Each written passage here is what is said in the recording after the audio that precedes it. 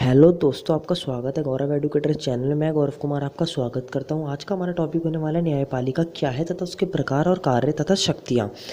अगर दोस्तों वीडियो पसंद आए तो लाइक करना, शेयर करना एंड कमेंट करना एंड सब्सक्राइब करना ना भूलें और बेल आइकन प्रेस जरूर करना, जिससे आने वाली वीडियो की नोटिफिकेशन आपको टाइम टू टाइम मिलती रहे। तो दोस्तों चलिए शुरू करते हैं। न्यायपालिका न्यायपालिका क्या है? वर्तमान युग में उत्तरदायित्व सरकार के सिद्धांत पर आधारित संविधानवाद के विचारों के साथ स्वतंत्र न्यायपालिका लोकतंत्र के लिए अनिवार्य शर्त है। मतलब आज के दिन में हमारे वर्तमान युग में ना न्यायपालिका होना बहुत ज़रूरी है, क्योंकि न्यायपालिका न्याय करती है। कुछ गलत होता है उसको देखती है। संसद में कोई बिल पास हो गया, जनता के हित में नहीं है वो बिल, जनता उसका विरोध करेगी तो वो बिल जाएगा न्यायपालिका पे। मतलब हर चीज़ न्यायपालिका पे ही जाती है। न्यायपालिका सबसे आखिरी मुद्दा बचता है जब किसी चीज़ का निचोड़ ना निकले। तो आप समझ गए, जैसे कि कुछ संसद में बिल पास हुआ है, लोकसभा राज्यसभा ने पास कर दिया भाई साहब, लेकिन वो जनता के हित में है ही नहीं, वो जनता के लिए लाभ ही नहीं है उससे, हमें जनता का घाटा ही हो रहा है।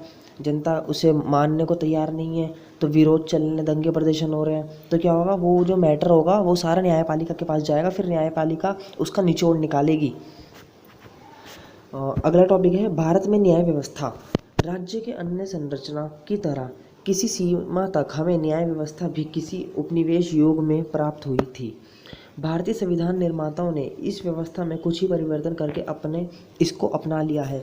आपको पता ही होगा, भारतीय जो मतलब बहुत सी चीज़, संसद भी हमने बाहर के देश से लिया है, और जो न्यायपालिका है, न्याय व्यवस्था है, इसको भी हमने बाहर से लिया है। जब भी हमारे भारत के जो संविधान है उसको उधार का थैला कहा जाता है। आपने पढ़ा होगा, ये 12th क्लास में भी बताया गया है। जब भी हमारे जो संविधान है उसको उधार का थैला कहा जाता है, क्योंकि हमने बहुत सारे देशों से अच्छी अच्छी चीज़ों को ले लिया गया है और उसको अपने संविधान में ऐड कर दिया है, इसलिए। और जो न्यायपालिका है इसको भी बाहर के देश से हमने लिया है, जैसे संसद को हमने ब्रिटिश से लिया है, ब्रिटेन से। और अगला टॉपिक है उच्च न्यायालय। संविधान की धारा 125 का कहना है, ये जो 125 है ना, इसका कहना है कि प्रत्येक राज्य के लिए उच्च न्यायालय होगा, लेकिन 2 या 2 से अधिक राज्यों के लिए एक सामूहिक उच्च न्यायालय की स्थापना का अधिकार भी संसद को प्राप्त है। ठीक इसी प्रकार से केंद्र शासित राज्यों के लिए एक नवीन उच्च न्यायालय की स्थापना भी कर सकती है।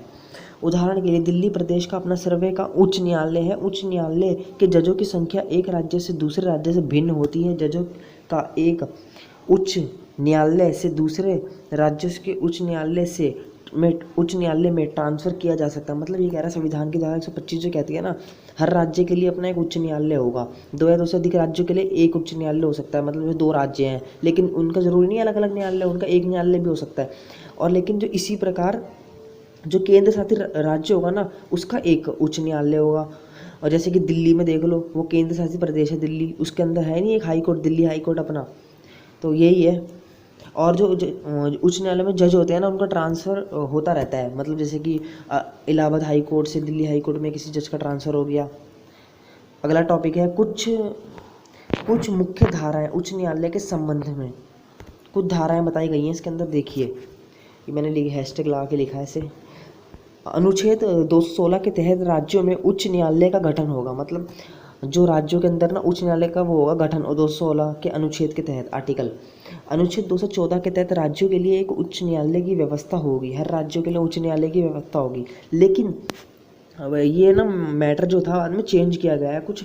लेकिन जब राज्य पुनर्गठन के बाद राज्यों की संख्या बढ़ने लगी, जो कि वर्तमान में 29 राज्य हो चुके हैं और 7 केंद्र शासित प्रदेश हैं, ऐसे में यह प्रावधान किया गया है कि अनुच्छेद 231 में के 2 या 2 से अधिक राज्यों के लिए एक उच्च न्यायालय हो सकता है। मतलब जब ये अपना जो ये होता ना राज्य पुनर्गठन हुआ था, जब यहाँ पे 7 केंद्र शासित प्रदेश हो गए थे और 29 राज्य हो गए थे, तो बाद में अनुच्छेद 231 का ये कह दिया गया था कि मतलब 2 या 2 से अधिक राज्यों के लिए एक उच्च न्यायालय किया जा सकता है, उसका प्रावधान किया जा सकता है। भारत में कुल उच्च न्यायालयों की संख्या, भारत में कितने कुल उच्च न्यायालय हैं? तो भारत में कुल उच्च न्यायालय 24 है, आपको पता ही है। और 29 राज्य, 7 केंद्र शासित प्रदेश हैं, जिसमें से 7 केंद्र शासित प्रदेश में एक उच्च न्यायालय दिल्ली में स्थापित है, आपको ये पता ही है। उच्च न्यायालय में ये हाईलाइट हो गया। उच्च न्यायालय में न्यायाधीशों की संख्या तथा स्थिति, मतलब इनकी संख्या क्या है और स्थिति क्या क्या है।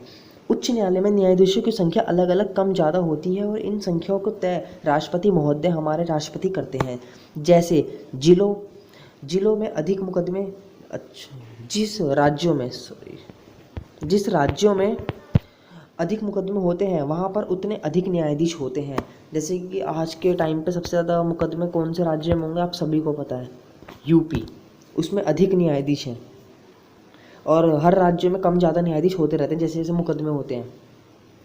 न्यायाधीशों की नियुक्ति कैसे होती है ये भी देखिए। अनुच्छेद 217 के तहत न्यायाधीशों की नियुक्ति राष्ट्रपति द्वारा की जाती है। मुख्य न्यायाधीशों की नियुक्ति उच्च न्यायालय में राष्ट्रपति द्वारा, सुप्रीम कोर्ट के मुख्य न्यायाधीश तथा राज्य के राज्यपाल द्वारा की जाती है। मतलब जब ये मुख्य न्यायाधीश जो होते हैं ना, ये उच्च न्यायालय के हाई कोर्ट के जब इनकी नियुक्ति करी जाती है तो इसमें कौन कौन होता है राष्ट्रपति के साथ? सुप्रीम कोर्ट के मुख्य न्यायाधीश रहते हैं और राज्य के राज्यपाल रहते हैं, इनके साथ की जाती है इनकी नियुक्ति। मतलब इनसे सलाह वलाह लेता होगा कुछ राष्ट्रपति जो होता है, पूछते होंगे इनसे इनकी योग्यता क्या क्या होती है। पहला, भारत का नागरिक हो, 10 वर्ष न्यायाधीश रह चुका हो, 10 वर्ष तक हाई कोर्ट में वकील का अनुभव प्राप्त कर चुका हो, ये इनकी अनिवार्य शर्तें हैं। और कार्यकाल, उच्च न्यायालय में का कार्यकाल 62 वर्ष का होता है।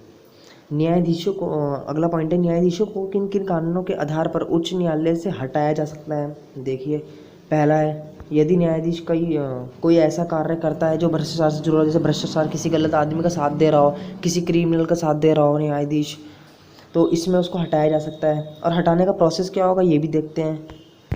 हटाने का प्रस्ताव कहाँ पारित होगा? राज्यसभा और लोकसभा, किसी भी न्यायाधीश को हटाने का प्रस्ताव लाया जा सकता है जब यह प्रस्ताव लोकसभा में पेश होगा तो 100 लोगों की मंजूरी, और यदि राज्यसभा में होगा तो 50 लोगों की मंजूरी जरूरी है। सॉरी, ये समावेश लिख दिया मैंने, यार राज्यसभा आना था। राज्यसभा 50 लोगों की मंजूरी इसमें ज़रूरी है। और जब ये बिल पास हो जाएगा तो फिर राष्ट्रपति के जाने के बाद, महोदय के हस्ताक्षर होने के बाद इनको हटा दिया जाएगा। और यदि ये खुद हटना चाहते हैं, अपने इनको नहीं पसंद आ रहा, भाई हमें नहीं बनना जज, चलो हट जाओ यहाँ से, तो ये किसको देंगे त्यागपत्र? यदि हाई कोर्ट के न्यायाधीश खुद अपने मन से त्यागपत्र देना चाहते हैं तो वह त्यागपत्र राष्ट्रपति को सीधे दे सकते हैं। तो बस यही था आज की वीडियो में। अगर वीडियो पसंद है तो लाइक करना, शेयर करना, सब्सक्राइब करना एंड बेल आइकन दबाना ना भूलिए, जिससे आने वाली नोटिफिकेशन आपको टाइम टू टाइम मिलती रहे। और साथ ही मिलते हैं अपनी इस अगली वीडियो में सुप्रीम कोर्ट के साथ। सर्वोच्च न्यायालय का अगला टॉपिक आएगा इस पर।